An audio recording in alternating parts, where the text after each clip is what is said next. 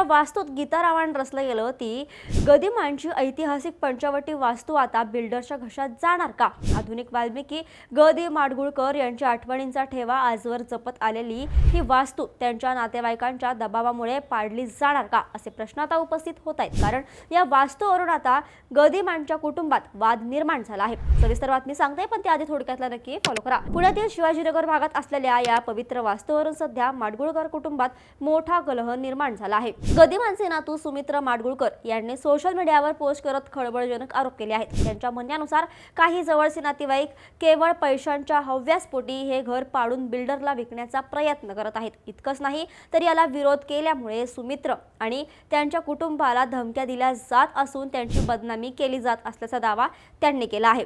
गदिमांनी जिवंत असताना म्हटलं होतं की जोवर पंचवटी आहे तोवर माझे अस्तित्व राहील. ही वास्तू वाचवण्यासाठी सुमित्र यांनी आरपारची लढाई पुकारली असून कोणत्याही परिस्थितीत घर पडू देणार नसल्याचा निर्धार केला आहे.